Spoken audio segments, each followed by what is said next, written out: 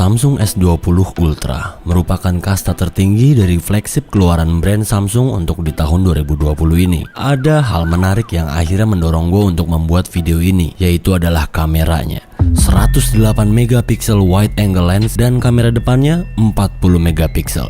Kenapa banyak sekali angkanya? Dan tentu saja kali ini kita akan fight dengan kamera flagship Apple di tahun 2019, iPhone 11 Pro yang punya spek kamera utama 12 megapiksel. Ya, 12.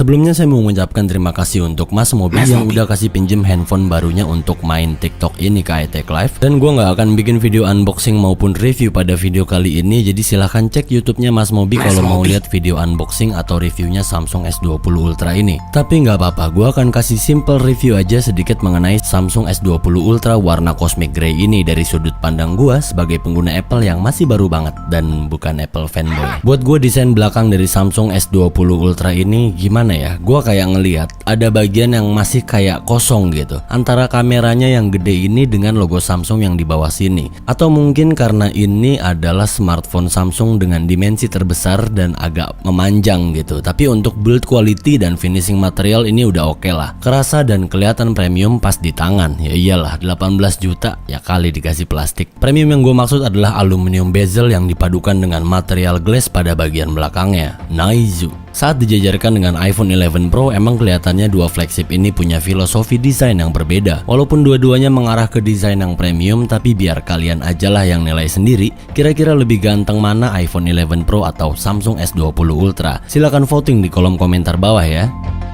Diagonal layar 6,9 inch Quad HD Plus Dynamic AMOLED 120Hz, kamera depan 40 megapiksel, bisa rekam 4K 60 fps. Spek CPU-nya Qualcomm Snapdragon 865 dengan Adreno 650 untuk GPU-nya. RAM-nya 12GB, 3 kali lipatnya RAM iPhone 11 Pro.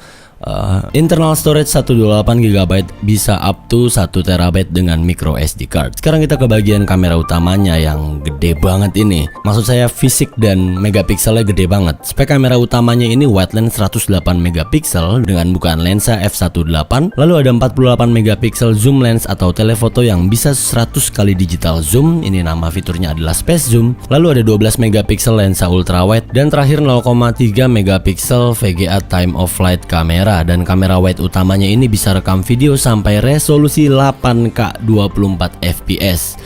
Wow.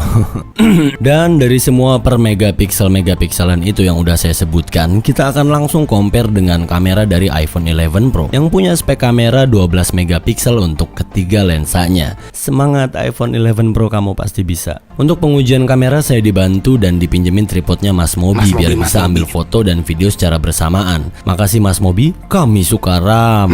Dan berikut adalah hasil sampel foto dari kamera belakang dan kamera depan iPhone 11 Pro dengan Samsung S20 Ultra. Selamat menyaksikan.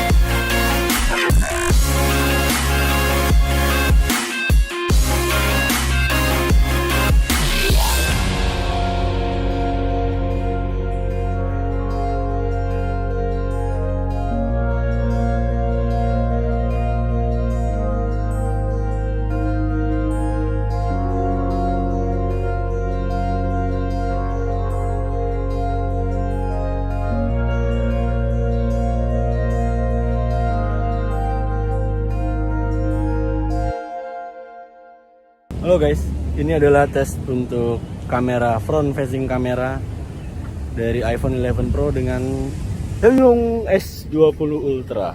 Wih, tonnya beda ya. Muka gue nih yang Samsung agak merah, ini ada bias nih. Wow. Ini gue handheld sambil jalan, nggak pakai stabilizer apa-apa. Satu tangan. Handheld kurang lebih seperti ini. Ini untuk dipakai vlogging ya. Dua-duanya Full HD 1920 1080 standar. Berapa? 25 ya? 30 fps. 4K 30 fps. Kamera depan S20 dengan 11 Pro.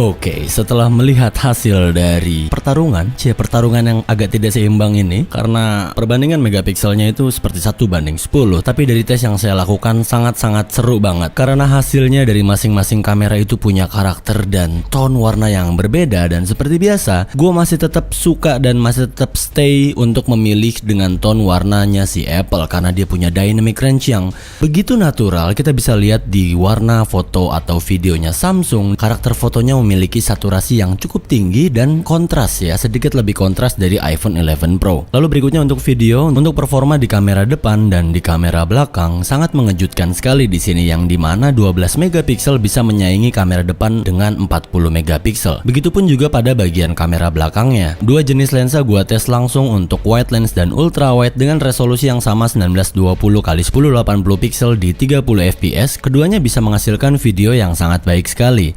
Namun ada beberapa hal yang mau gue mention di Samsung S20 Ultra kali ini. Yang pertama adalah stability atau optical image stabilization kalau di iPhone. Di Samsung gue udah nyalain stability modenya, namun ada beberapa footage yang masih tidak terlalu halus, sehalus di 12 megapikselnya iPhone 11 Pro. Dan mengenai isu autofocus, gue berharap semoga aja ini hanya isu dari softwarenya. Jadi mungkin aja isu ini akan di fix Samsung dengan software update berikutnya untuk S20 Ultra ini. Di samping itu nilai plusnya adalah mengenai resolusi 108 megapikselnya si Samsung. Walaupun punya kontras dan saturasi yang agak sedikit lebay, namun gue akuin Samsung berhasil unjuk gigi dalam fitur kali ini, karena emang resolusinya yang jadi gede banget. Kalian mau lihat, inilah raw footage foto yang udah gue ambil dari S20 Ultra, dan kalau digedein kayak gini. Nah, kalau misalnya kalian pengen lihat untuk file size-nya, ini ukurannya satu foto itu 30 MB.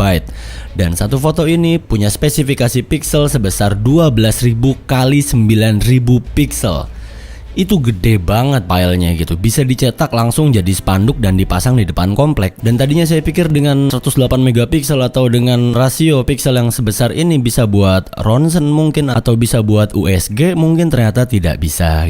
Tapi nggak apa-apa, gue cukup seneng bikin video ini. Gue cukup seneng untuk nge-compare langsung iPhone 11 Pro dengan S20 Ultra ini. Pertarungan kameranya sangat sengit, walaupun adanya perbedaan megapiksel yang 1:10, 12 versus 108. Ya, tetap bisa gue bilang untuk si iPhone 11 Pro well play lah. Dan mohon maaf kalau misalnya ada yang kurang yang mungkin nggak gue review, yang nggak gue compare dalam video kali ini. Again, kalian bisa nonton ke videonya Mas Mobi karena dia akan mereview lebih kompleks, lebih spesifik mengenai iPhone 11 Pro dan S20 Ultra ini. Samsung S20 Ultra berhasil membuat gue terkesan untuk flagship keluaran di tahun ini. Namun, perlu diingat bahwa iPhone 11 Pro bukanlah flagship untuk di tahun 2020, karena lawan yang sebenarnya dari Samsung S20 Ultra ini adalah tidak lain dan tidak bukan, yaitu adalah iPhone 12 Pro yang akan hadir di bulan September akhir tahun ini. Terima kasih telah menonton video ini. Please like, comment, and share this video. Subscribe untuk menantikan video-video berikutnya. I'll catch you guys on the next video. Saya Indra, and until next time.